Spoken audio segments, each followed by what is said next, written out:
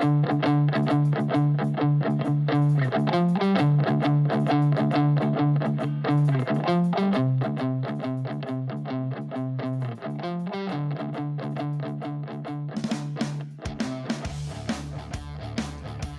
dudes in hats today, pretty much every day. This is my podcasting hat now, Alden. Welcome to Anytime with Ken and Alden. It's a Friday. Hello. Welcome, everybody. Happy Friday. I just found this hat. This is one of my favorite hats during the pandemic, and I thought I didn't have it anymore. I found it in a box, so I was very pleased. It fits my giant-ass noggin. Yeah. With a snugness, but a stretch. I love it. Yeah. A pandy hat, huh? Yeah, it's just like, I don't even know. Is this the same hat that you had just flipped? Like I had the Rebel one, and then I had the Rebel. I still have it. It's stretched out. I had the Imperial one, but yeah, I don't. Yeah, the orange. I don't do the orange. I do the black and white, even in my hats, as you can tell. Okay. The UK and Trident on right now, but that's a good hat. It's a good hat. I would do it now. Do you not do orange because you don't like orange, or because you don't want to be? I'm a simple man when it comes to color coordination, all black with the accents. So this hat would work now, but in the years past, I didn't feel it worked with blue jeans, and I don't really own blue jeans anymore, Alden. Sure. Alden. Because as we've established, I told you Alden. You wouldn't be the first, and you won't be the last, unfortunately. When people call me Alden in public, I'm just like, that's fine, whatever. It's like the Han Han. I'm like, that's fine. Yeah, sure, that's fine. I stand with you on the blue jeans. I don't know if we talked about it on this show, but we've talked about it elsewhere on the internet, that if there's a choice between blue and black jeans, where the time of the blue jeans is over. You know, it's like the age of man. Yeah. The age of man is over.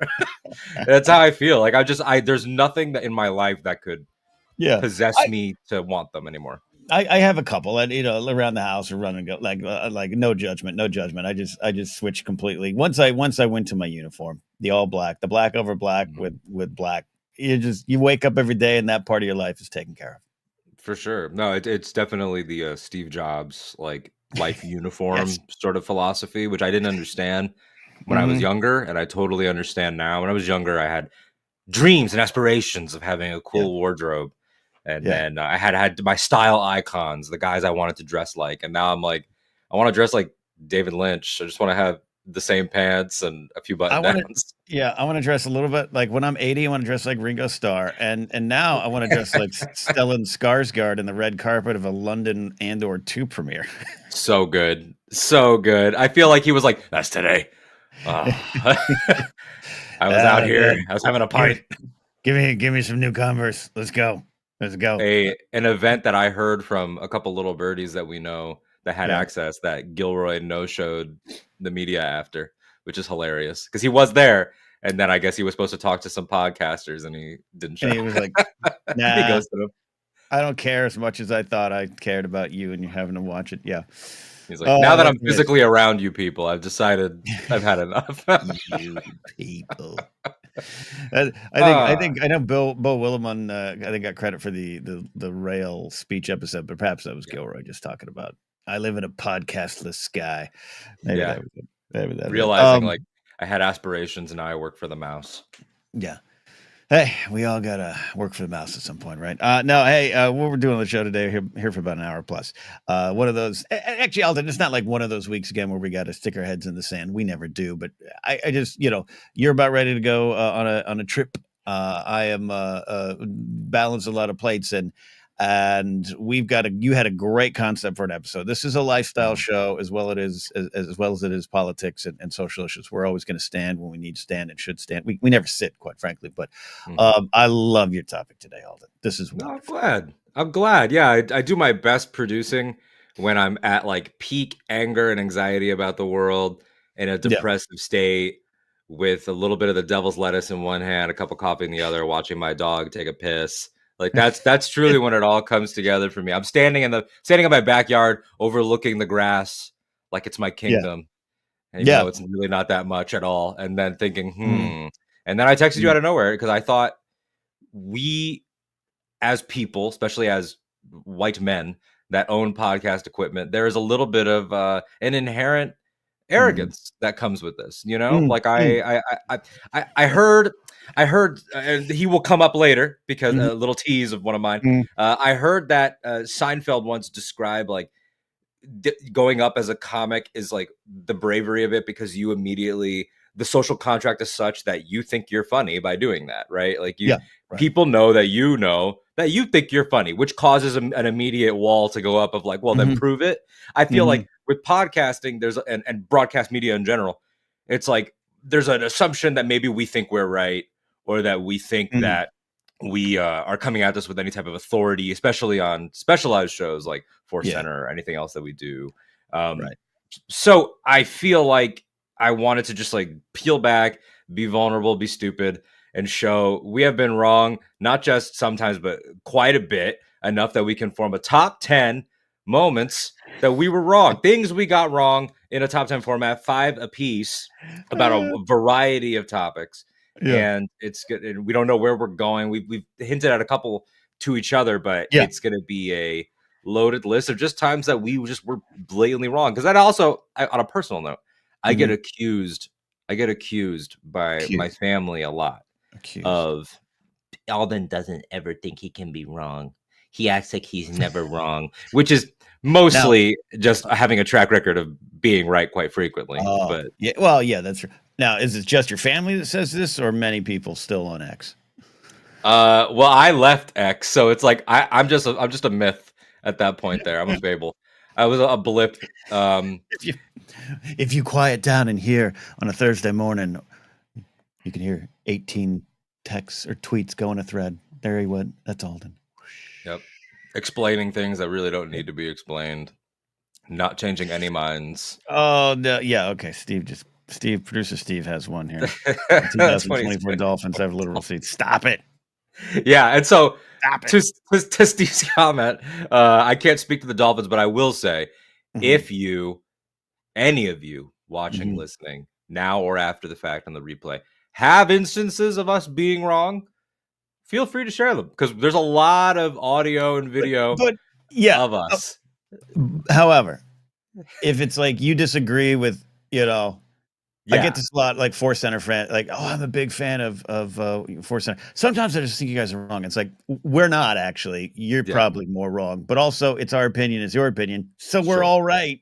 Like, Yeah. stop it. Like, stop it. Don't bring us things that you subjectively disagree with. Bring us Yeah, things that yeah. we have shown an arc. That's a better Yes, that's explanation. Like, exactly it. I don't yeah. want to get into any of that. Like, Like we can get in front of like, yeah, yeah, Ken was I, is a Gen I've Xer who didn't like the prequels. Now he does. There you yeah, go. yeah, yeah, Like yeah. That's the way. But it's like I'll be honest. If you disagree with Force Center, you're probably wrong. there's a You're probably really strong chance. Not a And it ain't 100% and it ain't me. certainty. It ain't me. It ain't me. If you wanna get into debate, I'll bring we have a Hulk named Joseph Scrimshaw, who, as one of my friends said, "I don't have my opinions anymore. I have his because I listened to you guys for so long." That's awesome. Yes. So, So for yeah, sure. And of I course, have I have I have the ideas. This is the things I got. perfect. And for anybody else too, feel free to share your own. As Yeah, yeah, yeah. Jared actually, perfect timing. Jared from the Nerd Academy is here. He says, my number one thing I was wrong about was trying to give Kanye a second chance. Yeah, you couldn't have known, That's but that you were wrong. that's interesting. That's that kind of stuff too. Yeah, this could go anywhere. This is taking the piss out of myself, but also in the ways there, the ways that you'll see here. But that stuff like that goes into it. Yeah, yeah, I love that, Indeed. Jared. Great answer. All Indeed. right, let's dive in because we also both have things on the horizon today. A little bit of a capped episode today, hour plus. We still, usually we go 2 hours, maybe an hour plus. How do you want to do this, man? Well, I have kind of an order, but it's also no particular order. I don't have an order either. I have some that I feel like they might be harmonious, so I'm ready to shift if you have one that leads into one of mine. We need to decide though who's going to go first. So is this going to be a age Here's beauty what. thing or Yeah, here's what I want you to go first because your idea that. By the way, this is late last night your time. You were way up. If you were a normal person, you'd be asleep.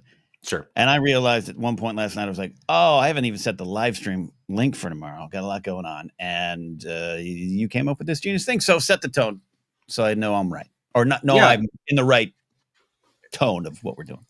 For sure. And yeah, these are different life things, pop culture. I have some food, I have some music, I Yes. have Yeah. a variety of things. So let's Cool. just start with something. I'll start with the one that I teased up top, referencing Jerry Seinfeld, somebody who maybe doesn't have the best takes in his older years, Mhm. Mhm. but I will say, to say the very least, but I will say the television program Seinfeld for Mhm. my first choice, I was completely wrong about. And I have talked to several friends that are the same Mm. age as me in the 28, 29 age group. These are friends I've known since middle school and high school, Interesting. who we all thought Seinfeld absolutely sucked and was boring when we were in middle school and high school. And then Mhm. suddenly, at some point after high school, we were like, this is the funniest thing we've ever seen. Like, this is actually a Right. genius television program, and which is obviously not a revolutionary thought. It No, was one but of the first things that exposed, like, oh, you just weren't ready for that yet. yeah, that's fascinating. Yeah. Okay. You almost. Yeah. I had you made me think of another idea, but it's a little bit different for me personally. But I love this idea. Was there a moment? I'm not talking about a moment in terms of jokes or everything, but just a moment overall that you were like, I made a huge mistake. And did you share this with your friends? How'd this play out? There was no, like, yeah, there wasn't a friend that I trashed on the show a lot with that I was like, dude, we were wrong. But it was just openly being like a nerdy kid, or like being on social media, because remember, we had social media as part of our teenage experience. So it's like God we would, bless you. which was bad in a lot of ways, but in How'd you get through that? it, oh, dude, awful, dude. It was like the Facebook groups that caused Mhm. controversy at my school. Mhm. Administrators had to Mhm. get involved. Like, social media in middle and high school is a horrible thing. It Yeah. was really bad. That's a show for another time. We'll air our dirty laundry with that. But Yeah. there was also a culture, though, of like posting about shows you were watching, posting about The Walking Dead, or posting about Game of Thrones and things like that in high school, like, groups, or just like on Twitter and things. And so there was a you know a habit of talking about TV already. And one day I just realized, like, oh, I need to stop talking trash about Seinfeld because I'm starting to really like it. Because I Mm. would always Mhm. be like, that Mhm. so sucks. Friends Mhm. sucks, which I maintain, and like a bunch of other ones that, because back then, it's easier to talk about things you don't like, right? Like, you're a Right. teenager, Right. Yeah. It still you're is. being Yeah. Yeah. annoying, Yeah. yeah. And the one that just completely just shattered my perception of the show in a positive way. I had to pull up I knew that name of the episode, but it was season 9, so this is late. This is late Seinfeld. Final season, or they went 8? I thought they went 8. Whatever it was. The final season?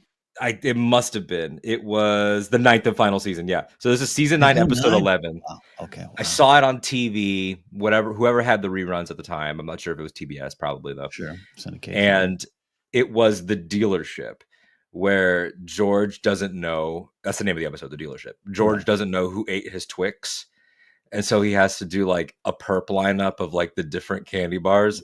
And Right. like, it's Right. like that whole bit about trying to Yeah. catch people of like who ate the candy bar based on all these different factors. And I was like, this is like the kind of Yeah. absurd, stupid Absurd. premise that Mm. I don't think I Mhm. could have appreciated as a kid, Yeah.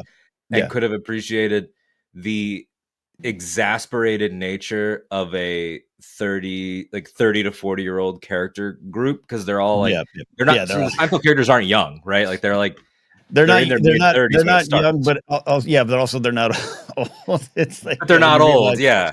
you know, hell, when Yeah. you realize the cast of Cheers, like Norm was like 34 or something when the show started, you're like, oh wait, life has Yeah. no meaning. Yeah. Okay. Yeah. Yeah. Yeah. So stuff like that, like, you couldn't quite relate to them. I Yeah. think when I was Sure. too young, like, I was like, Sure. what this guy is like, he sucks. This guy's just always annoying. This guy's always yelling. Like, it was too simple. And then I realized, like, oh, these are universal problems.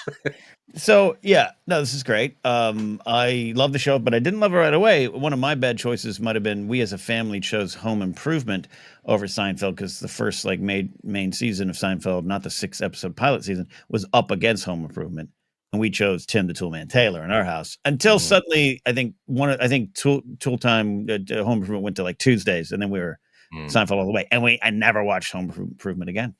So I feel you. Interesting. It hits you. But was it a case of again, this might come down to personal taste or something like that, but it seems like beyond just that, because a lot of people chat, I don't like Seinfeld. I don't like I never that's totally fine. But what I think you're describing is it was a zeitgeisty thing that you probably had shoved down your throat too, as a pop culture fan. Oh, you Seinfeld, Seinfeld, Seinfeld, Seinfeld, and Yeah. that one puts it behind the 8 ball for you to enjoy. The standards become warped, but also, yeah, you have to kind of. It's a different time. There's like no cell phones in some of the seasons. All the seasons, it's a different era. It's an oldie to you, so you And have to just come at it not, different side. and we weren't also understanding, like, because we had like a lot of sitcoms when I was a kid, like making sitcoms for children. I grew up during the boom of that. Like Disney Channel was on fire. They had that run from like Lizzie McGuire all the way to maybe 10 years after that with like, this Raven spinoffs and the Wizards and all that stuff. Like, but like Lizzie McGuire, That's So Raven, The Sweet Life of Zach and Cody, like Hannah Montana, like there was a big thing of like teaching us what a sitcom was. And you always, I think looking back, really liked them and related to them, and like them being the characters and related to them and their journeys. And it was positivity. And I think seeing people that were like my mom's age just be angry about stuff or be losers, like I didn't understand the appeal of that until I was out in the real world and realize that everybody wants to scream and interrogate people about their Twix, or that everybody is a freak about relationships, or that everybody is kind of a scumbag. Because I don't think that chemistry had really, you can correct me if I'm wrong, but like the chemistry of an unlikable sitcom cast kind of was invented there, right? Like there may be other examples. There may be people with more TV knowledge than me. I think that was the big sell. You always hear Seinfeld was a show about nothing. And that comes a lot from Jerry and Larry, but Jerry with the no one hugs at the end, and that's BS, which I think is telling of kind of some of the stuff that he's said in recent years. But it's also from Larry too. Let's not pin it on just Jerry. But I think that hides the fact that it is what you're describing. It is for despicable people at times. Yeah, losers, mean people. Yeah, and that was some of the comedy, and I think that's why in the end I am a fan of the finale and a fan of the rework of it on Curb. Of how should this end? These are horrible people. They should end up in prison or jail. Like, and it's like it showed like an early example. That finale works for me because it's an early example of like intellectual continuity with the side characters. Like they remember that you were assholes for 9 seasons. Yeah. It doesn't just get restarted because you're the main characters. Yeah, and I think I think that's part of their legacy. Again, someone could have an example of specific shows before Seinfeld. I think that would be interesting to delve into. But my favorite show, or one of my favorite shows of all time, is It's Always Sunny in Philadelphia and Curb Your Enthusiasm. And they play with that a lot. Larry at times is horrendous. The gang of Always Sunny is supposed to be horrendous and despicable, and that's the comedy. And either you like that or you don't. But I think that's an interesting part of the wrinkle, and that was something that maybe you had to come to. Yeah, they actually. I don't watch Always Sunny. I've only seen select episodes here and there. Not because I'm not interested, but because it's just there's so much, and there's so much. TV. I just did a complete rewatch because it was my favorite show of all time, and then I stopped watching it because I didn't have FXX when it switched over there, and then streaming, and this, I was like, oh my God, it's been like 6 seasons I forgot to watch. And at the beginning last year, I did it in complete from episode 1 to the most recent episode. It's a lot, but man, God, that is still. I'm excited. And my friend told me about the crossover with Abbott Elementary that they established that they exist in the same Philadelphia. And I'm like, everybody was making those jokes of like, how can you do this crossover when the Sunny cast wouldn't be allowed near a school? Like, I mean, it's but Arrested Development is like that too. It's a bunch of bad people with one or two good souls at the center. The Office is kind of a split. They're like, there's a lot of assholes in The Office, but then you get your Jim and Pam, that like kind of offset you. In the UK. All right. Okay. So love this. This is a great start. Seinfeld. You were wrong about Seinfeld. Yes. I was wrong about Seinfeld. All right. I'm going to go a little different. All right. You almost made me want to talk about Battlestar Galactica, the reboot, because I've been told, watch it. I was like, oh my God. And then I did, and then I loved it. But what's going to happen is people in chat, I'm looking at you, Jared, the TIE pilot, looking at you, Tully, you're all going to be like, see Deep Space Nine. I will get to Deep Space Nine. I still, to this day, have no desire to watch Deep Space Nine. I had somewhat of a desire to watch Battlestar. So that's the only difference. All right. I'm going slightly. You're choosing Seinfeld. Yeah. I'm starting with COVID. Interesting take. All right, let's hear it. You know what? I'll follow you down this road. I trust you. I was trying to think. A lot of my things there's some pop culture things, but we always want to try to find the lessons behind it. So I was with a lot of folks.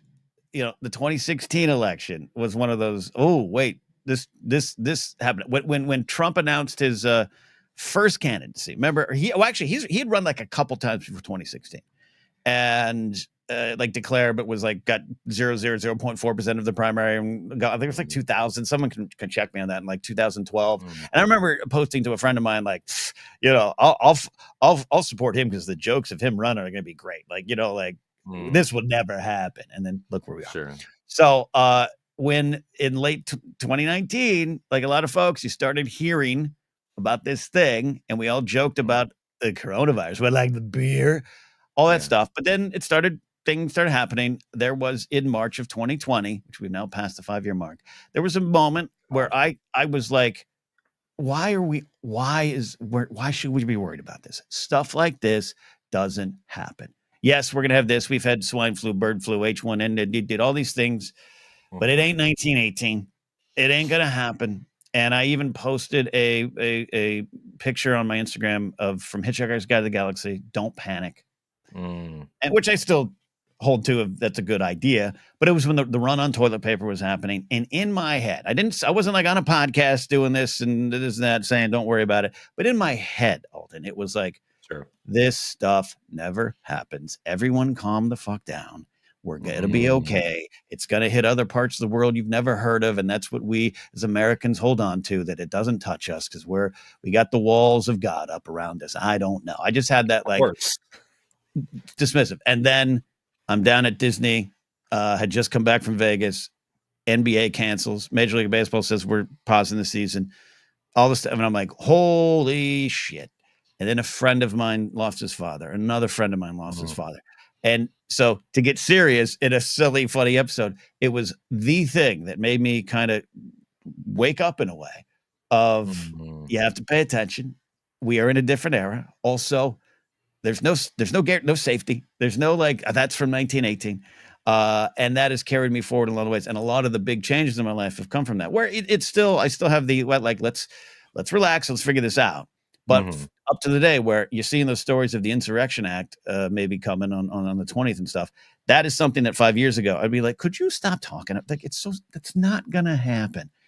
Hope to God it doesn't happen. But I think now more than ever, I'm like, you have to be aware. You have to think we are in an unprecedented time, as you'd say. But that the safety, the walls of comfort that we put up can be toppled instantaneously if they're even there at all. And it's about looking outside yourself too. So serious, I know, but I'm also laughing because amongst all the tragedy and the millions of deaths, I was in a hotel room going, I made a huge mistake. No, man, you're not alone. I mean, there was a whole range of reactions from people that immediately panicked to, certainly we're being like responsible, but we're also like, you were somewhere in that middle of like, if I have to, I'll do what I got to do. But you just couldn't imagine it blowing up. And then there was, of course, the far spectrum on the other side of like complete denial, which is obviously now those people run the country. And still, it was a surreal time, man. And I don't even blame you or anyone for just like the feeling of like, well, we've dealt with this 1,000 times.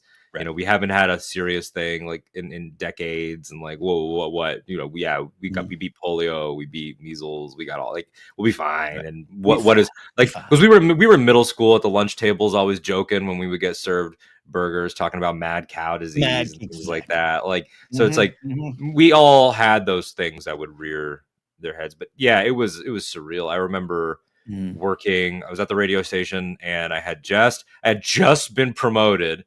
And so I was like, things are going swell. And I was in my office when the news PD came over and this news PD was an insane person. who was like all in on Trump and everything. And like, well, she runs news down in South Florida. So like, really, she doesn't run news. She runs state propaganda. And she was like, well, people are freaking out. It was ridiculous. Like we're now we have to, I'm hearing we're going to have to leave the building for 2 weeks. Like we're going to be back here before the end of the month. And I remember looking at her and I was like, look, I'd be willing to bet you we're not going to be back in this building for like a year. And she was like, what are you talking about? I'm like, you see what's happening in Italy? Because we had me and, some of my crew had just watched Italy and like the elderly people and the fighting for groceries and like all this stuff. I was like, this is not, I've never seen something like that in my life. And I'm young, but this is weird. And Italy was an interesting marker because as it was happening in this country that, again, I'm saying things of just from that perspective, but just some of the dark realities of like, well, that's a developed world, right? That's not the ones I learned were less than. That's a developed world. But then you could write it off by going, but it's mostly old people, right? Like you had that out. You had that out for your reality to keep safe and intact with just, but old people are going to die. And that would happen here, even when some like, I had a friend who, I remember he kept posting memes like, you get cancer, have a heart attack, you die here in the 2020, must have been COVID. Like he had that kind of cynical kind of bullshit response to a lot of it. And Italy was one of the early markers. I'm glad you brought that up. Yeah, no, it was really surreal. And we, I mean, at the time you weren't in the office anymore, right? You'd been working from home already. Like you were already independent. Thank you for reminding me the second time I lost my job at Collider. Thank you. Thank you. Yeah, no, I'm just asking.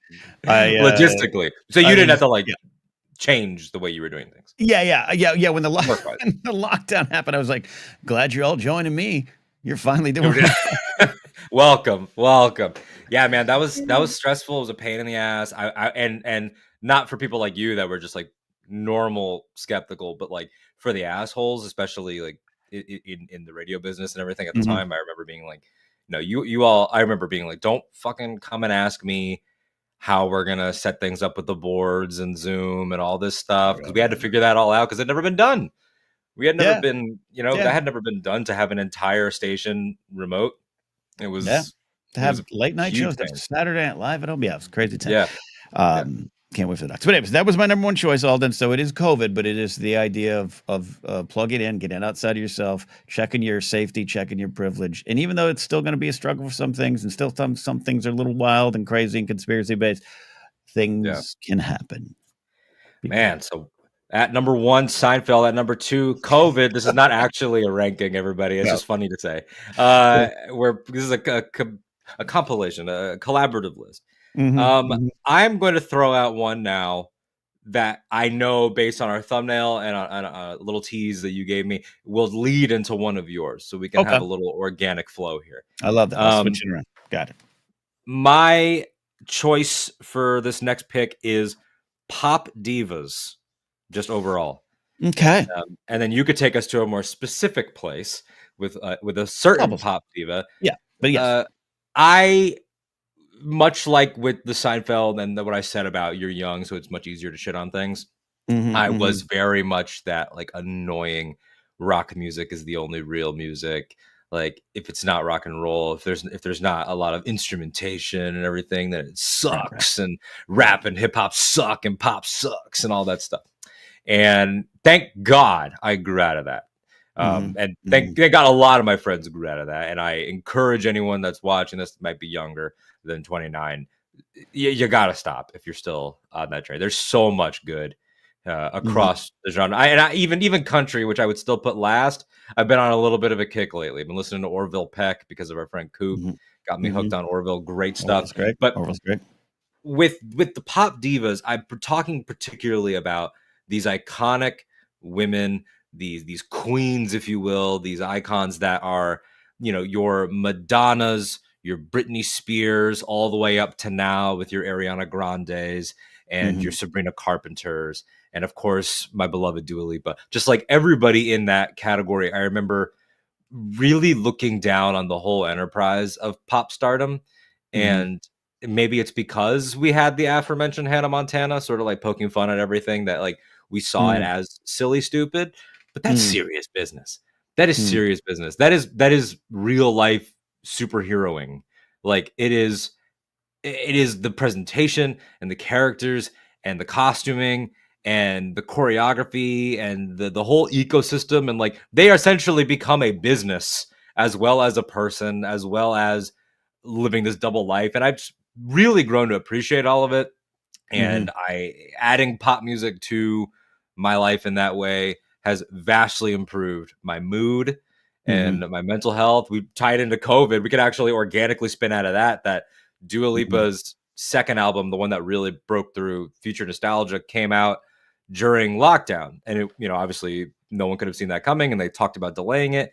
Yeah. And then parts of it got leaked, and she was stuck at home, and there was this whole thing of like, is anybody even gonna like it? And then it became sort of like everybody posting their videos and her talking about how it reached Mm. people during this depressing time, and it was like this disco throwback that people could like dance in their house and things like that. Mm. And that was what made me really like her, and also think like, whoa, pop music is pretty fucking cool. Pop music. Yeah, so that slides directly into one. I'll move here, and it's on our thumbnail. Um, and I put Lady Gaga, and I just the subtitle is art not necessarily meant for me, and all art can be Mhm. meant for everyone, to be clear. But what you're talking about too is yeah, you like what you like. I like rock bands. I like this or that. I like again. I'm with you. Instruments and that. And I grew up in an era of Madonna, and I grew up, still grew up as young, but like Christina and Britney and all that stuff, and the boy band stuff. It's still not my favorite things, but we have a Mhm. tendency to really shut down potential meaning. Plus, it becomes, especially from the white straight male perspective, where what we don't understand and what might not be for us on paper, we lash out against it, and there's both intentional and unintentional consequences. I hate Yeah. disco type of stuff. Disco sucks. A lot of people know Mhm. by now. I'm glad it's been reevaluated, that movement, in the sense of, yeah, maybe you don't like disco, maybe you're not a Club 54 goer, but disco represented a lot of safe haven, a voice, a movement, a vibe for a lot of othered people, particularly in the 70s.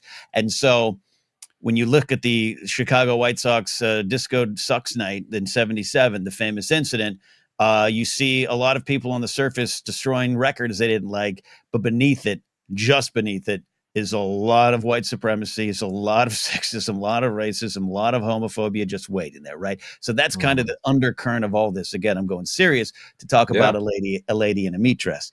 Um, Even though I'm not any of those things on any level, blah, blah, blah, blah, blah, but like you grow up with that.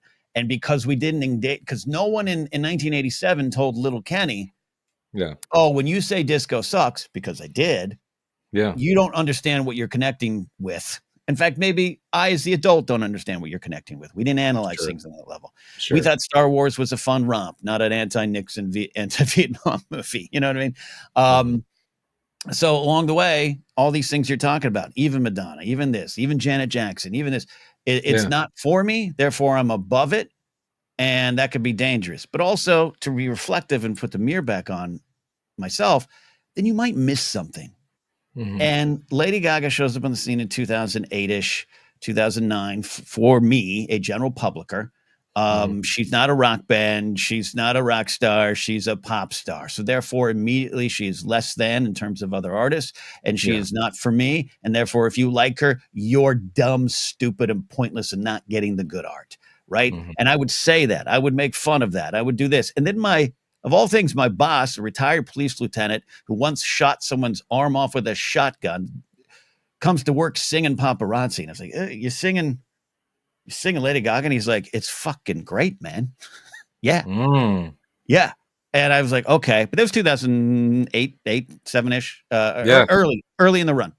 Um, but it took a show like Saturday Night Live, which is why I love Saturday Night Live. Saturday Night Live does have ability to take even a Timberlake, even a Rock, even an Ariana Grande, and a Lady Gaga and show a complete picture of them. When she sat down around 2013 or 14 and did one of the songs, I always forget it, but it was she was at a piano singing it, and I just remember thinking, I've made a huge mistake. And then Mm. that fostered. I meet Grace. She's a big Lady Gaga fan. I watched that documentary 5'2", and I realized this is my David Bowie, and I'm also a Bowie fan. Like, Yeah. this is someone else, and I've missed it. And not only have I missed it, I perhaps worked hard to take the joy away from other people. And so that's where I started. And by the way, this is connected to my love of the Spice Girls. When I was in radio, in the '90s, Yeah. yelling at those dumb British girls till I suddenly realized I liked them, and Mhm. also they represented more. And it's just not the way to be. I'll close with this, Alden.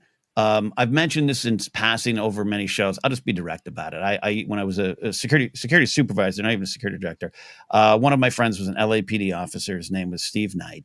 He went on to become a Republican representative in the 25th district in California.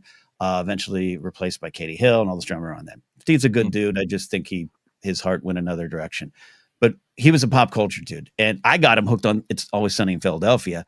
And one day I was making fun of Vanessa Carlton's 1,000 Mile song, which also I think is about Glenn Howerton from It's Always Sunny in Philadelphia. And I was just like, oh, this dumb song. And he went, nah, man, I love that song. I love that song. And you reach a point where you realize all the things you think are cool, all the things that you think are, oh, I know and you don't know, are replaced by, man, I just really like that.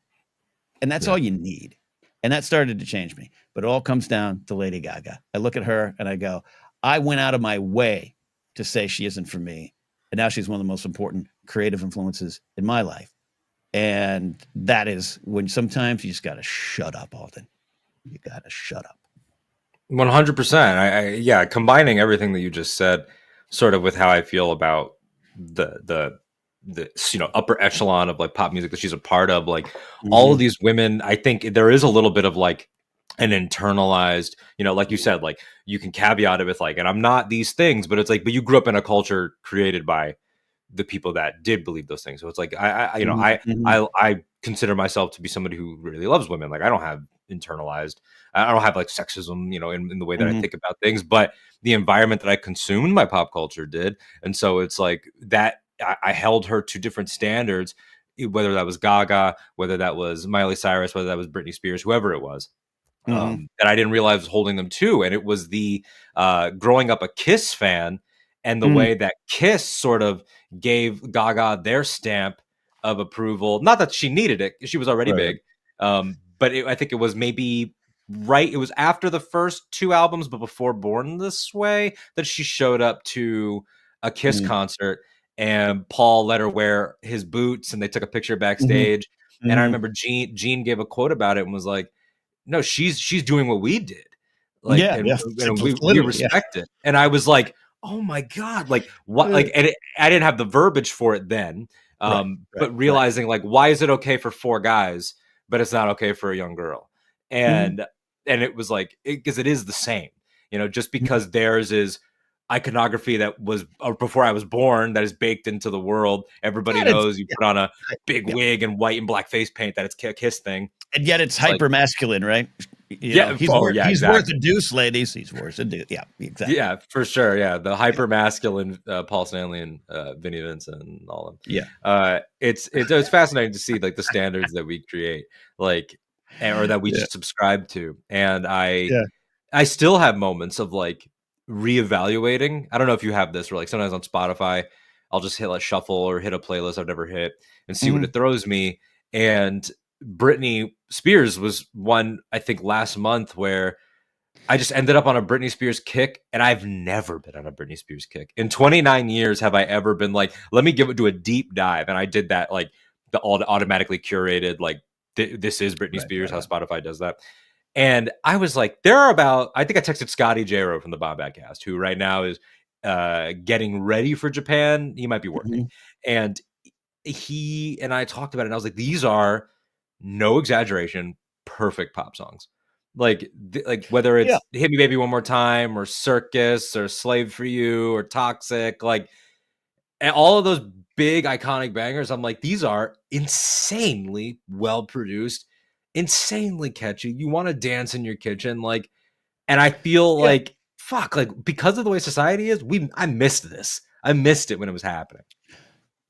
Yeah. And this is to go deeper on it too. Like it doesn't mean you're going to love everything, and doesn't mean and I'm kind of talking about music specifically, like looking where we are now. I'm a big Chappell Roan fan because you had said you should probably check her out, but also that NPR Tiny Desk concert. And I remember she opens with Casual, Mm-hmm. and she has that line, Mm-hmm. you know, fucked you in the bathroom when we went to dinner, your parents at the table, you wonder why I'm bitter. But it's not just the line, the way she delivered it and that performance. I went, got it, got it. But as much as I've listened to and you know, support Sabrina Carpenter fans, it's not where it doesn't hit me on a level. 20% of Taylor Swift songs do, but the Britney thing of it is too. I've said this story before. I saw Travis open up for Oasis, and Fran Healy comes out and says, "Hey, we're gonna do a cover song, and we're gonna dedicate it to people who love music." And they did "Baby One More Time,"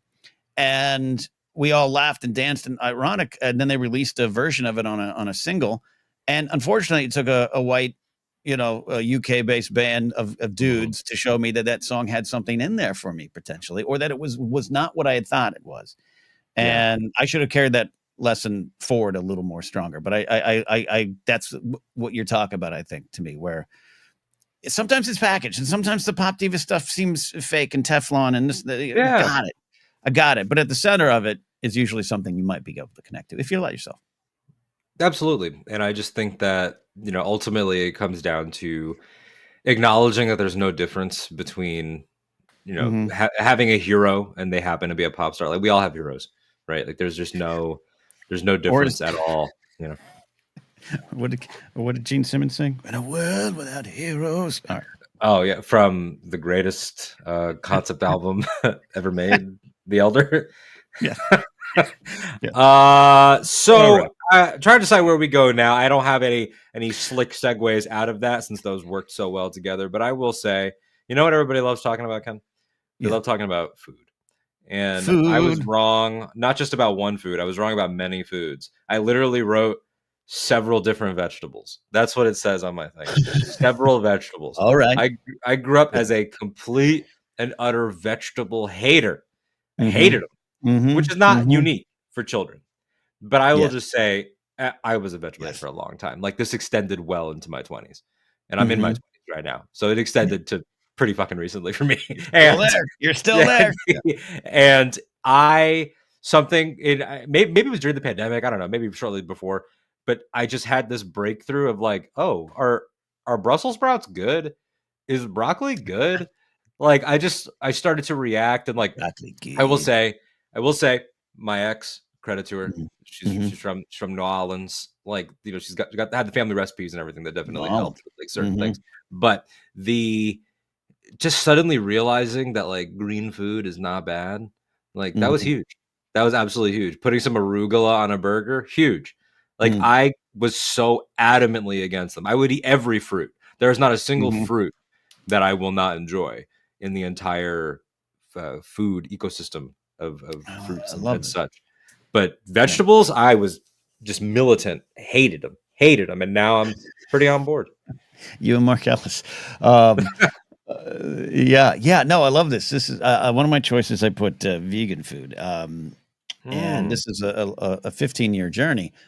And I'll start by saying here they improved the technology, as a $6 million man would say. We have the technology.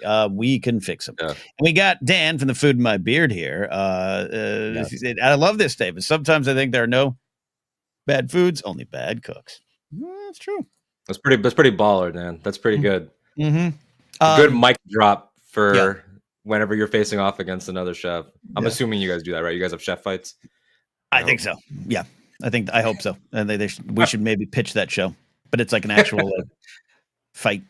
But you can use utensils, nothing lethal, but you can use utensils in the kitchen as part of it. Because they do shows where it's like you have 10 minutes to complete this, whatever. But like our spin on that would be you can also use those 10 minutes to go F with the other guy.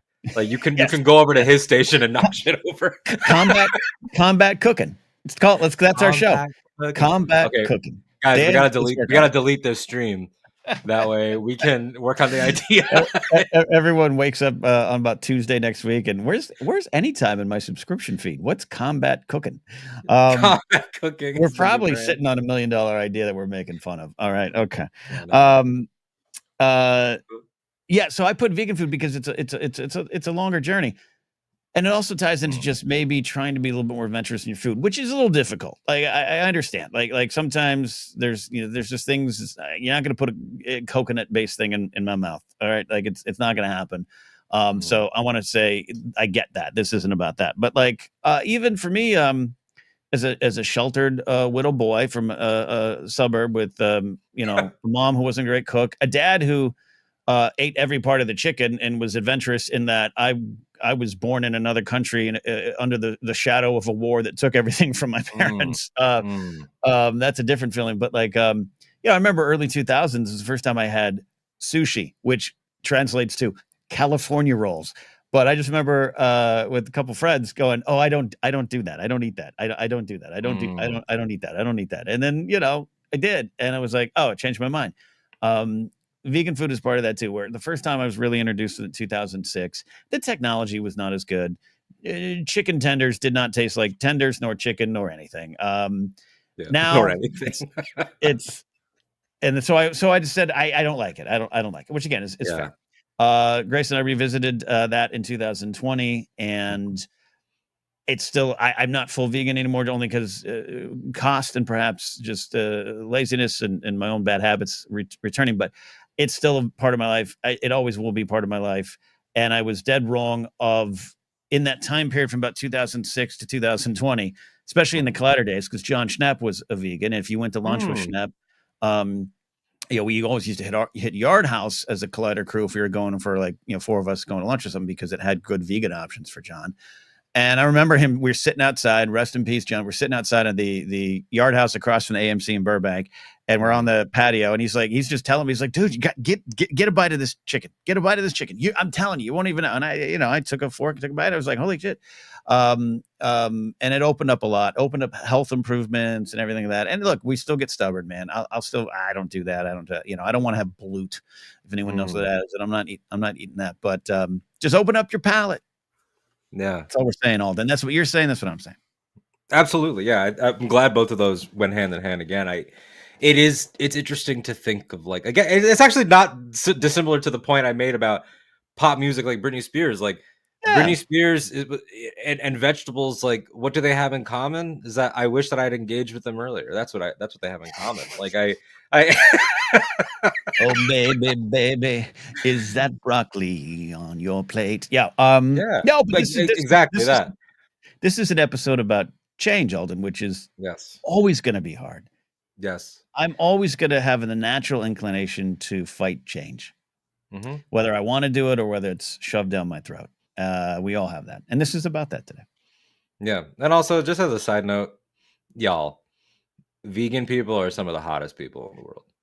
Thank you. I'm trying really hard. I've got this team vegan food. They just are, man. I worked at Trader Joe's while I was doing broadcasting school and everything, and like we had several people that worked there that were just some of the hottest people I've ever seen, and that they were just vegan and they were just living their lives. And I was like, maybe being morally centered and having this emotional and moral clarity and these strong ethics that guide their diet is what's keeping them hot. Whereas like all of us going to ale house after work, like we all look like shit because we're there having a mountain melt, and therefore we look like a mountain melt. Can I tell you what I bought last night? Please. I bought a number 7 at McDonald's, large. That's the 2 cheeseburgers with a fry. And then I also, on another location, bought a $15 bag of M&Ms.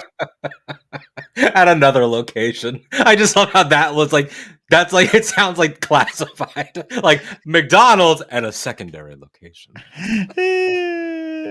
Love it. Awesome. Anyways, okay. All right. There you go. Okay. So I'm going to throw one out that is potentially a big thing for you and others. I wrote down sports as storytelling because, again, in the category of being young and stupid, and I haven't had, it's not like I've had a huge arc with this because I still don't really watch sports. But when I was young, I had that annoying nerd shit that I know you and a lot of other sports fans hate, of like, sports are dumb. The sports ball is just dumb, and you're dumb, and you're dumb, and really you don't have anything else, right? There's nothing substantial to that point. It's just because the Mhm. power dynamic flipped and nerds started to run the world, Mhm. it became Mhm. like, well, my Mhm. stuff is what we're talking about now, you know? And so I had that, like, I don't like sports. And you're also, I know I was doing this, and I'm sure a lot of people, others did as well, because I was and am a chubby person and was never good in PE and never understood this stuff and was never had the ability or anything like that. You start to become resentful of the entire enterprise, Totally. of the entire, like, this is Totally. what made me feel inadequate, and the people that I don't like and don't like me or were mean to me, this is their thing, right? Mhm. Um, and then I realized something in my teen years and early 20s, which was, why do I really, really, really love sports movies? And which I never questioned. I always did. I've always Mhm. loved sports movies. And then it was really in my mid to late 20s and now, and being friends with people like Charlie, who's in the comments, and or Nikki Mhm. Kumar or whoever else that like love football or love racing or like all these other things, were and talking with them about the stories and about the context for the things, or Nikki sometimes will send me videos about like a certain driver or like whatever in F1, and like his father this or his family Mhm. or his Mhm. background. Like, once I started to like really engage with like the real life setup for certain moments or why things matter to certain people, Mhm. and I started to realize, like, oh, the sports movies are happening all the time, Yeah. Yeah. and it and the sports is the stories. And I used to be militant about sports can't be art because art doesn't adhere to points and grades, and sports does. Sports Mhm. results are science, and Mhm. therefore it can't be art. And then Mhm. Nikki, during the pandemic, when we first became friends, was like, yeah, but the way that a guy moves and kicks, that's art. The Mhm. way that Mhm. he Mhm. galvanizes the other people, that's art, you know? And Mhm. so Mhm. I completely changed my tune on that, where like now I enjoy hearing a sports fan explain why this matters, even if I myself am not going to tune in for the game. I Mhm. love when people are like, this is, you don't understand, like, this was incredible because he's been Mhm. working at this his entire career and he never got it, and blah blah blah blah Mhm. blah.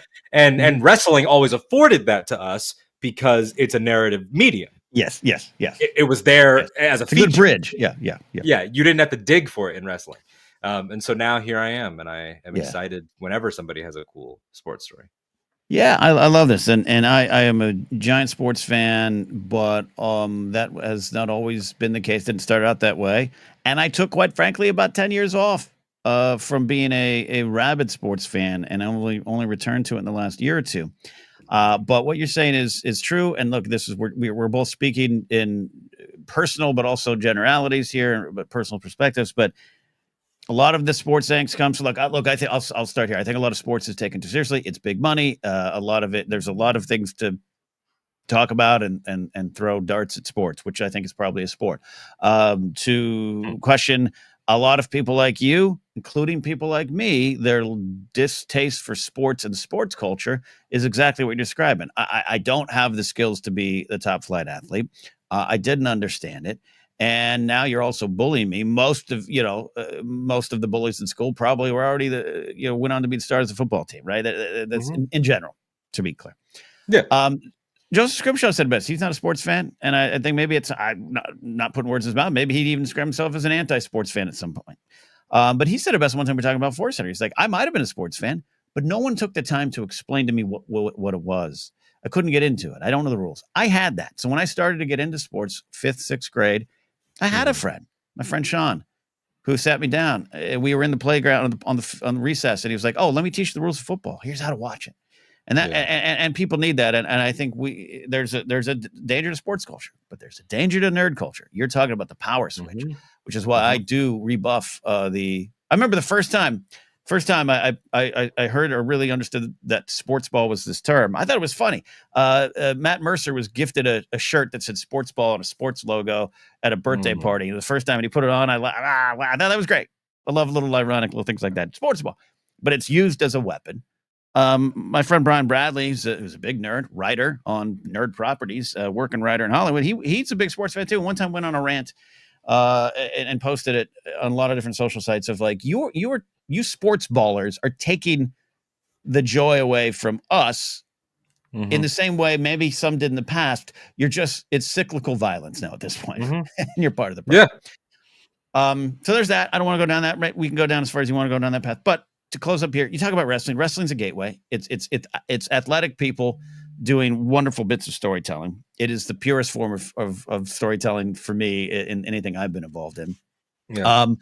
But it is characters. You talked about F1. F1 is exploding in popularity in a lot of ways because of that Netflix series, The Drive to Survive, I think it's called. Ongoing series. It creates characters. I have a stand-up joke that is about, this is the same muscle. You're rooting for Batman just as you're rooting for Derek Jeter. You'll never be either of them. The Olympics grew in popularity as a televised event, not because of the events, but because of the profiles on the athletes. So now if you know that Tatiana Gutsu from Ukraine is on the Russian Olympic team trying to win a gold because she went through all this stuff, you're invested in a way that you hadn't been invested before. It's characters. Sports needs characters to succeed, and sports is about characters. And final thought, there was one event years ago, I probably even posted it on MySpace, some football event. It was some great comeback, and the game ended, and I posted, people who don't like sports are missing out on this wonderful thing. But I get why. I don't ever try to force it down someone's own. And the final thing for you, have you seen The Last Dance? The Michael Jordan? No, I've never seen it. Long Flight to Tokyo. Put it on. Oh, yeah. The Last Dance doc. I'm not even a huge basketball fan. The Last Dance documentary, which is like 5-6 parts, I forget it is. Alden, you'll get it. And you'll love it. Oh, I have no doubt that I will. I get suckered into that stuff. I mentioned either last week or a couple weeks ago, Hockey: A People's History.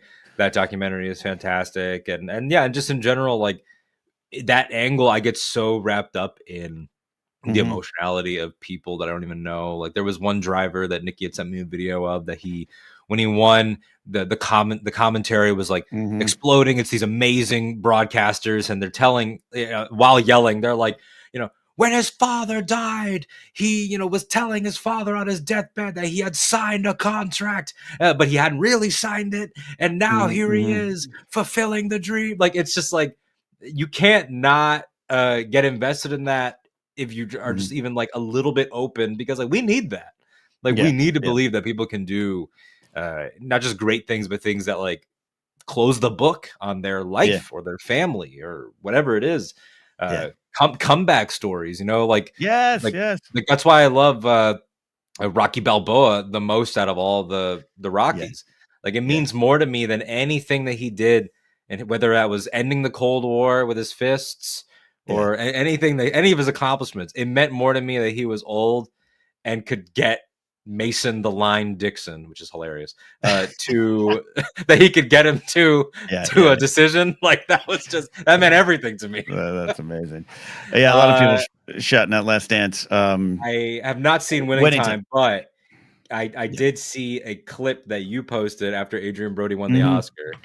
That was an amazing clip of him just like lighting up the team in the locker room. So I will watch that eventually. Yeah. It's unfortunately on 2 seasons. JMB says there's a great Ken Burns doc on baseball. Yeah, Ken Burns Baseball, highly recommended. It's a long form investment, but like even something like like the first 2 episodes when you're in the 1800s, it's fascinating stuff.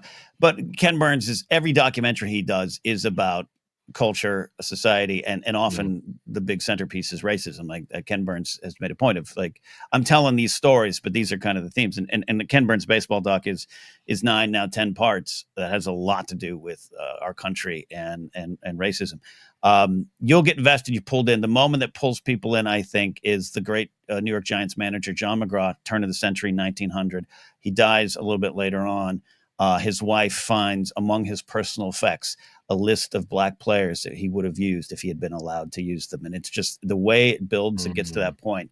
You start to cry for so many people and for our country. It's all told through the lens of baseball. So highly recommend that. Love that stuff. Charlie with a great comment here. The story of the British and German troops playing football at Christmas during World War I as a sign of peace sums up everything to me with sports. It brings us together. Yeah. And and it could divide us, you dumb Boston Red Sox fans. Okay. So I did sports, so you're up next. Yeah, I got 2 more left here, but I realize they're similar. So, but I'll just start here. Sure. I actually have proof of this one somewhere. And I still have my Outlook /Hotmail account And up until recently, I still have my Yahoo account, but I think they took away the app and everything. I don't have my AOL account anymore. I can't access knapsack at AOL.com. But I put down Gmail, but it also ties to iPhones, cell phones, and I'll say technology. But I put Gmail down because there's an email I have that a friend probably has, maybe still in her records, that I was like, yeah, I'm still, still at my Hotmail address because all this Gmail stuff is pretentious and I hate everyone using it. Wow. And I was like, what? This is dumb. This is dumb. And now all my businesses are absolutely run on Google Drive. What is pretentious, or what was pretentious to you about the Gmail? I felt like Hotmail was going fine. What are we doing here? What are we doing here? And then there was something that, Google, and look, and now I know where we go. Like, and I'm not saying back then I was like, we shouldn't back this corporation. I just was like, what is this? And that's kind of the point of resistance for a lot of things, of what is this? We're fine here. What is this? And then now it's everywhere. And now it's got a G Chat and now a Google Drive and then Google Wave for a while. But then after a while, it just replaced everything. But also, again, I run every one of my businesses or any one of my shows. I even write, right now through Google and other, you can have different choices. I'm not saying it's the only thing. My point is, Alden, I looked at the future and went, stupid. Yeah. And then I have this email that actually was serious. I was like, I will absolutely never use a Gmail account. That is for pretentious people. I'm not doing it. Amazing. That's awesome. No, I didn't list this, but I was similar with iPhone, where I'd be like, I don't need an iPhone. I had my little Android for the while. Can we ban Charlie Ashby from Anytime to Chat? Yeah, we're gonna have to, unfortunately. So you're saying you changed your Outlook? All right, get out of here, Charlie. Yeah, I was similar of like, I don't need it to be changed. It serves what I need, and I'm not gonna change it just because all of you want to. And then then the FOMO kicked in of like the iPhones having group chats before Android did. Yeah, because I put iPhones on and cell phones here. I think it's a good little thing to bring up. Like, I was my first week back at the Northridge Fashion Center, but my first week as one of the security directors there. Started on Tuesday. On Friday was the iPhone release, the first ever iPhone. It's like 2007, right? And I had a BlackBerry, I had a Palm Trio, I had a Razor. That was cool. Alden. I had a Razor. You were cool if you had a Razor. That's cool. But I was raised by, not even raised, but as I got older, but my dad was one of those, don't get Apple. Apple products are bad.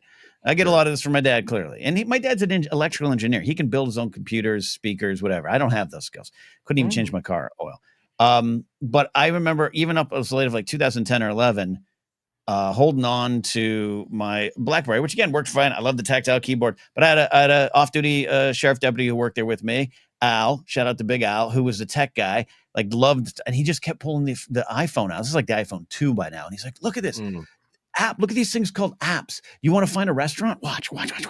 And I just remember thinking in the back of my head, well, that does seem kind of cool. But out loud, I went, stupid. Yeah, because no one wants to be wrong. And hanging over this whole list is that there are times in all of our lives, you and I are two guys with strong personalities too, and change is difficult, and we overthink. And I think that there's a resistance of like, if I cede this ground, then what am I? Even if it's something as stupid as Gmail. Yes. So Alden, what happened? Like in 2012, a new company came and got our contract, and the first thing they did is all security directors must have a company iPhone. We'll get you one. Don't worry about it. So for all, I had two phones. I had my BlackBerry and my iPhone, and so once forced to go, I was like, oh, got it. Again, and this gets into with the AI discussions going on and everything, like. There is kind of I understand. I will say I agree with the school of thought that says, hey, maybe you shouldn't fight AI on all levels and this and that. But also at the same time, this is different than an iPhone. The iPhone's not taking my identity or job. Well, it's probably taking my identity, but it's not taking your identity. Yeah, your identity's cooked, but your identity's cooked. But the final thing on it, I'll say here is early before that, when cell phones started to become a thing you could have in your hand, not your friend having a car phone or a giant satellite phone. When I'm old enough to remember those. I was at the mall. This is when I was just a guard, and you could see the kids on Friday nights. This is like 2000, and cell phones are popping up. And by the way, all of our pay phones were starting to go away because no one was going to use them. And I remember sitting there with a guy, Mitch Robbins, a detective, now retired from LAPD. And he had 2 kids who were a little younger than me, late teens, high school. And I was just like, look at all these, literally all of them, like an old man. I was like 24. Look at all these kids with their stupid cell phones. This is so stupid. I would never let my kid have a cell phone. And he went, well, I got to tell you, as a parent, knowing that my kid has a permanent lifeline to me, if they're out and about having fun on a Friday night, brings me a lot of comfort. And I just remember thinking, I had never thought of that. Yeah. And that's another thing too with change. Often you're like, not me, but someone else goes, yeah, but me. And I think people arrive at a different conclusion because of course they do. It's not a good or bad thing. It's just like he had a kid and you don't. And so it was just like, okay, he logically just arrived at it differently. So yeah, it's important. And the fact that you framed it with Gmail is very funny because it's like growing up with all the emails around me, just like as a thing already. I never saw a difference between them. It was just like, oh, what do you use? Okay. Like but there were those moments of like something would try to come out and, you judge it. Like you mentioned the different Google products. Remember Google Hangouts? I do, Google Hangouts tried kind of to do what Zoom and StreamYard did before they were around. But I still get invites. There's still some people that send me invites for Google Hangouts. One of the companies I was working on. Yeah, but I was a big fan of Google Wave. You remember Google Wave? And there was Google Wave, Plus.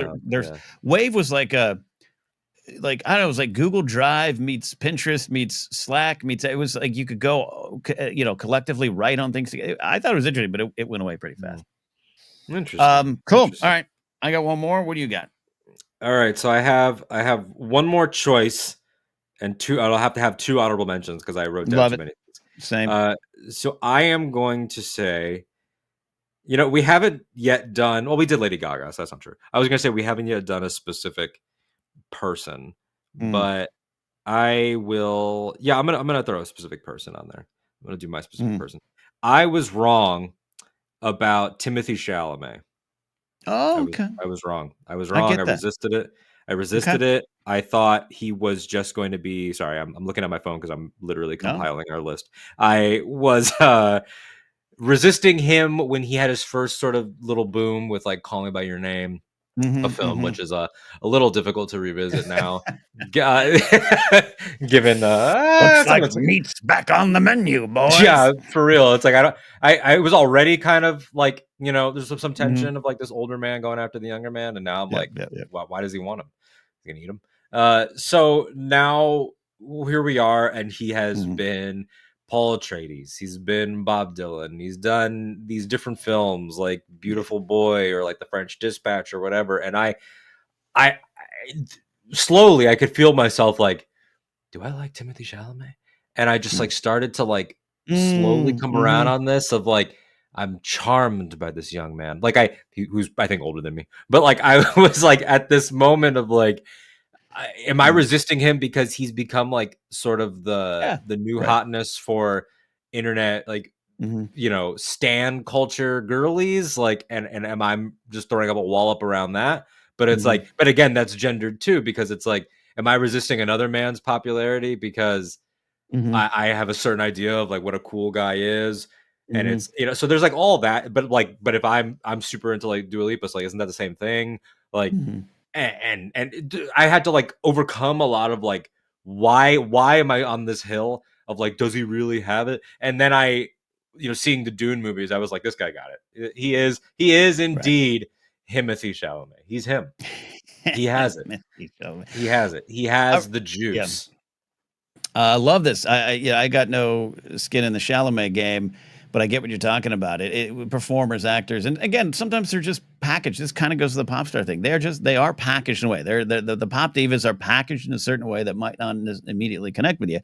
But covering movies and stuff over the years, as I have the movie talk days and the movie and the schmoes days, like, there was that running joke for a while of Channing Chat. Like, we couldn't even say Channing Tatum's name because we all hated him so much. And I remember at one point thinking, I don't know, and I don't personally, I know he's been through different relationship changes. Who knows? I don't know if he's a bad guy or not, but just remember as a performer thinking, Oh, I don't know. He's kind of funny. He seems kind of good. I don't know. Yeah, Why are we attacking him? yeah, Why are we yeah. resisting him? Yeah, it's something that we do of like they hit you at the wrong moment or you find them at your wrong moment and Mm-hmm. you end up just like doing these things. Like, yeah, I really Steve's right. Like I apologize to me. I was not familiar with your game. Mm-hmm. Mm-hmm. That is how I felt. JMB with a comment here. I had the same reaction with Brad Pitt way Yeah, back yeah. when. I was like, But ew, another yeah, Hollywood pretty boy. And I but think he I was had and that he but too. he was packaged by that, and I'm sure his Yeah. team eventually said that we got something. Let's run with it. And by the way, I'm very aware that Brad Pitt now, our view of him is maybe slightly skewed based on a lot of things about who he is. But as a Mhm. performer, yeah, Ocean's 11 being one of my favorite films, like he's so fucking good, yeah. Mhm. And the packet, how you're packaged, that includes how we sometimes package ourselves.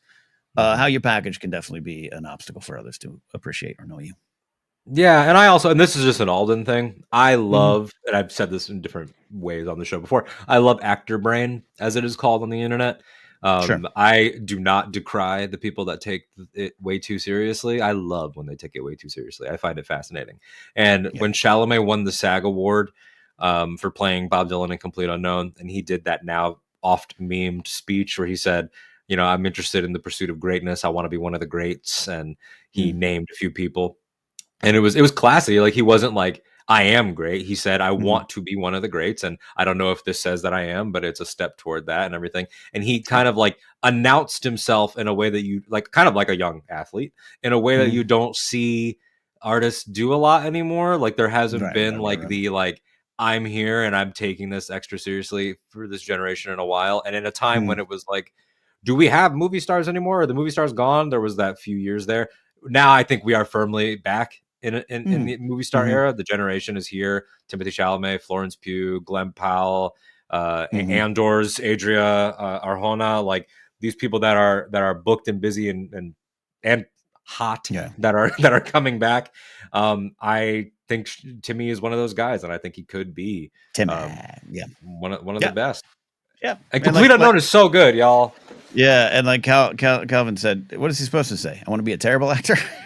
That too, yeah. Like yeah, Cal's right. Like because people did take Yeah. some umbrage with it, and it's like Look, I he's get it. That allowed to express a goal.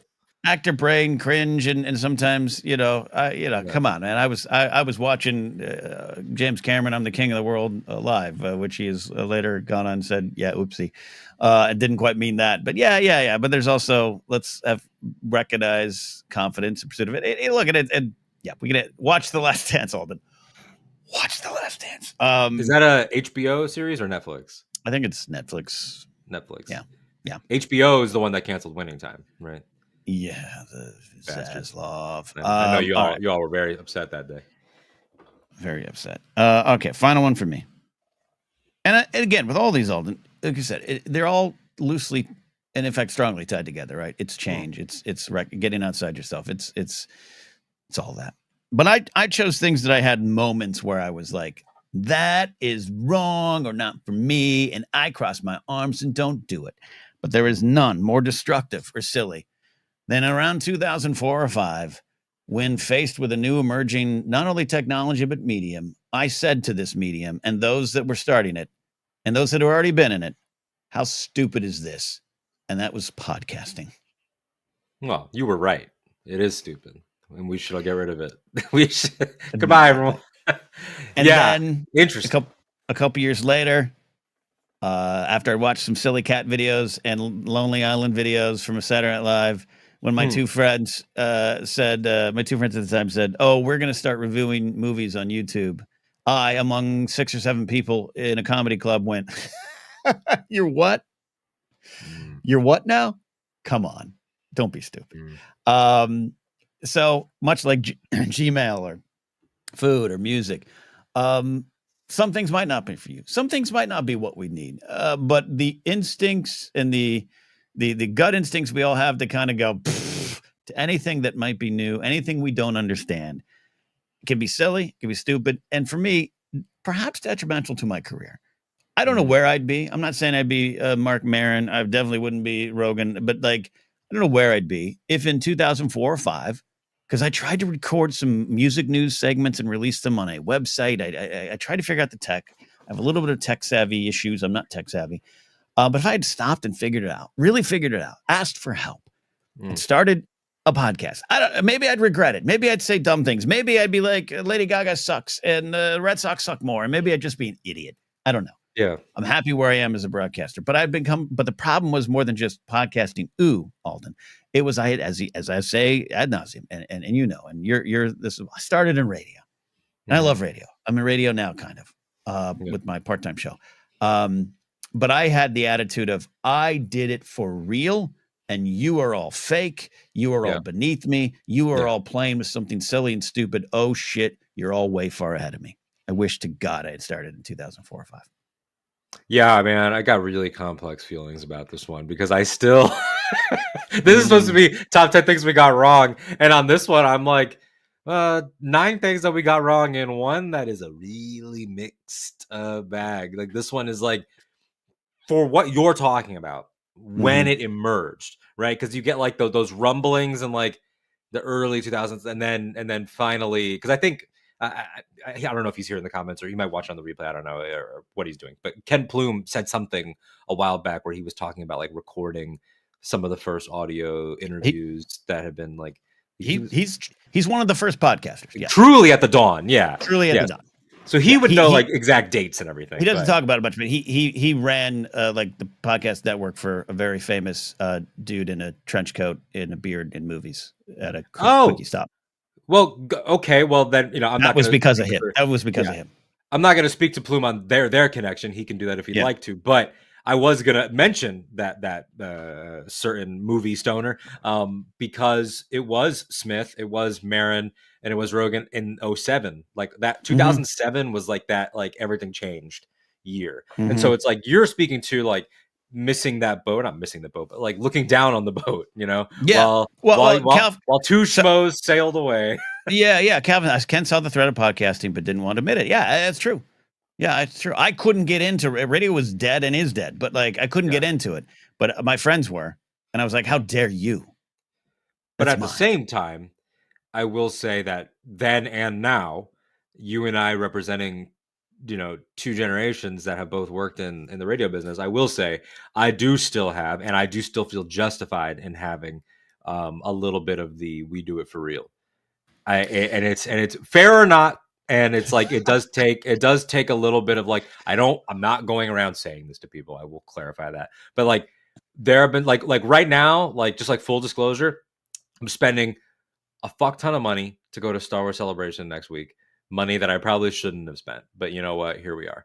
And then I'm seeing people that are going for free that are on brand deals or whatever that have no love for this, that are just at any event, where they can get FaceTime, and that are because of what? Because they can do like 31-second clips and then splice them together talking about horse shit. It's like there did become a like what broadcasting actually is and what podcasting is. There was a blend there that served no one, and then now that all podcasts, even though they are an audio medium, now all have to have a video component.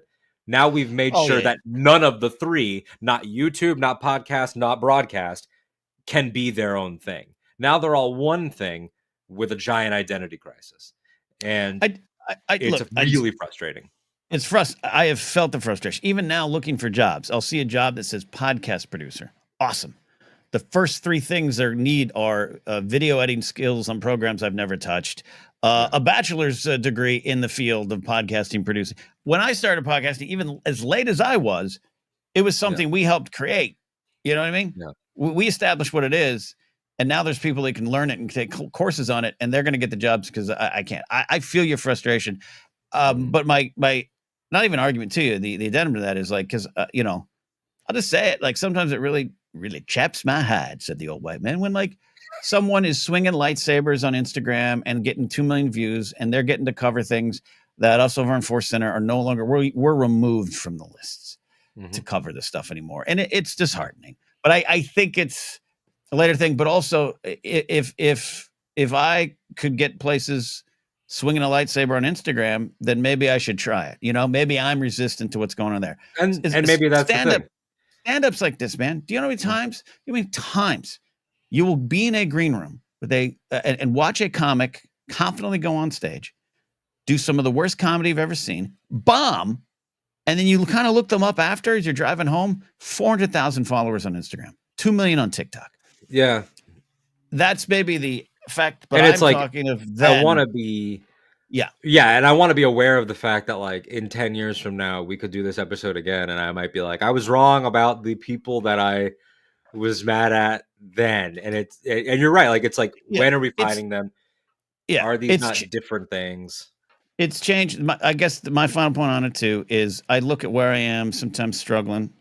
Yeah. Struggling really hard right now to try to footing in anywhere in this business that isn't in this room, because I can't generate too much more. I'm at my level, and I feel I should be higher, but a lot of that's on me. But I had a conversation with Nick Mundy in 2018 after I lost my full-time job, and I was like, I don't know, same thing like I did in 2004. I don't know, maybe I could stream video games, but I don't know how to do Twitch. I don't know how to stream. I don't even know what an Elgato is. I don't know any of this stuff. And Nick Mundy said, shut the fuck up and learn it. Or don't, but just shut the fuck up. and it was one of the best phone calls I ever had. Yeah, which is like ultimately true. But we've had this conversation off air and on. It's like there's the push and pull that will always be there of like, but why the fuck do they get to set the terms? Like why is it like because again, we like you've pulled back the curtain a little bit. Like I think that we do some of the best work that has ever been done in certain spaces. And I'm not going to, go on a rant like they didn't let me into a theme park or something. But like, I'm just going to say like, there are certain like angles that like just get completely and utterly disregarded. And like, I look at like last year where like, it was the first like full influencer push that happened for like one of these major Star Wars shows where it's like, Acolyte was like kind of a big change moment where they just like they like just completely cut loose all broadcasters and all journalists and all interviewers and went full tilt into this. And like, what did you get out of it?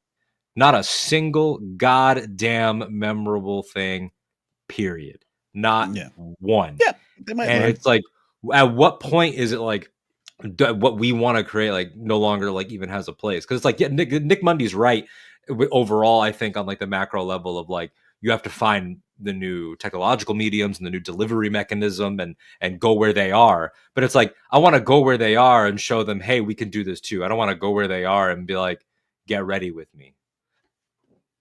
Yeah, but it wouldn't be natural. It wouldn't be you. So I'm not going to do reacting. I'd love to see you get ready though. But it's like, say, like, look, I was doing video stuff here, but on Force Center, we held out on it. And we used to say, look, we're an audio podcast. And after a while, it was like, well, we can sit, as Daenerys would say, we can sit in our own old world and die in it, paraphrasing, or we can live in the new world. And that I'm not going to swing lightsabers around. No one wants to see me swing lightsaber around. But that's my final point on that's why I chose this one. Sure. But again, you are right. Yeah. Ignoring the mechanism, you are right. Because it's like I remember the first person that told me about TikTok. It was one of our audio producers and also like the second mic on our morning show at iHeart. TikTok was brand spanking new. This was the first week, maybe first 2 weeks. And he was like, yeah, people, they do like dance on there and stuff. Like, but I don't know, man. I think we should get on there. And we laughed it off and we never talked about it again. Who knows? Yeah. No, I see. I'm with you. I'm with you. So but anyways, that's my final. But at the same time, we are real broadcasters and what we do takes skill. I'm just saying. No, look, trust me. I've been at big YouTube companies where they said, we'd like you to teach our big hosts how to host. And the host didn't want to learn because they don't need to. That's the tragedy. They don't need to. Yeah. Okay. So any last minute, like honorable mentions or anybody that has one in the chat? I just realized I kind of got to roll. I'm going to toss her out there. Plane flight. Not like I was talking to the Wright brothers in the 1900s and said, wrong, you got it all wrong. I was so afraid of it. I was so anxiety ridden, which are realistic concerns with plane flight. My first flight, 33 minutes to Vegas in like 2006. I didn't fly till like 2006. I also had a lower middle class family that didn't travel. My friend Dave went with me.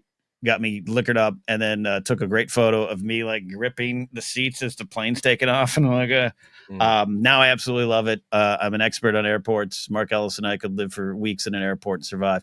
It's my favorite thing, but I convinced myself that I couldn't and shouldn't do it. And then the final thing for me is being a Republican might have been the wrong thing for a while. I kind of wish I was not that. I was wrong. That's so awesome. That's such a good way to just like wrap that whole thing up. You know, they have had a questionable run as an institution. I didn't choose to be. It was legacy. Yeah. I was raised to be one. Hail Jesus and hail Reagan. But sure, I defended it far too long in my life. Yeah, unfortunately, they've substituted the hailing for hiling now, and so the entire party is so those in are disarray. But you got out before things hit the fan and got too I got crazy, out. So. The important thing is, Alden, I got out. You did indeed. My two honorable mentions would be Wicked. I was wrong about Wicked. Not that I had a bad opinion of it, because I thought the stage show was already pretty good. I was familiar with it. I'm a theater kid, but like I thought that the casting of Ariana Grande in particular was stunt casting to tie back into like the pop stars and everything. And when I finally watched it, so help me, she knocked that out of the fucking park. She's amazing in that movie. And so Cynthia, the whole movie is really good. And then online multiplayer gaming in like versus gaming. For a long time, I was I only play single player stories. I only like a I'm with you on that experience. Yep. And I know for you it's Fortnite. For me, it's Marvel Rivals lately. But like I have done nothing on that PlayStation except Rivals since it came out. And I have it. I listen to music. I sometimes listen to Force Center while I play Marvel Rivals. Like I just tune out. I'm just being Doctor Strange. Just doing my little blasties at random people. It's very therapeutic. I'm with you. Battlefront. I wouldn't play with. I'll go online for Battlefront. You kind of had to, but like Red Dead, the online's fun, but I prefer the story. There's those things, but yeah, Fortnite is a great example of number one. It was zeitgeisty. I was like, that seems stupid, but two, it is not about the game. It is about hanging out. It's about having fun. So I'm with you on that. Yeah. Oh Jesus, here we go. I've never played Fortnite before ever, so this is a long time coming. You're setting yourself up. Maybe it's I have to add something to the list. Let me ask you something. You don't want to put on. You don't want to run around a map dressed up as Lady Gaga or Sabrina Carpenter or Sabrina. Yeah, she just got out of the game. Chapel coming soon, I think. Her dances and songs are in there as well. You don't want to run around destroying game bros dressed as Lady Gaga. I will say the reason why I don't go on Fortnite is fear, because I'm really bad at shooters and everything, and I don't want to be bad. No, we'll get you through it. I wasn't good. I wasn't good until Bedora coached me back in my early Twitch days, and Plume and Company got me through it now. All right, we'll form a squad. I know you have to go, so we'll do these super chats. Oh, these are all evergreen. Okay, evergreen.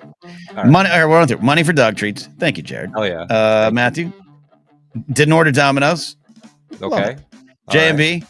Oh, that was not okay. And then Steve, producer Steve, keep on keeping on. Have a blast in Japan. Next week we won't have a show because you will be in Japan.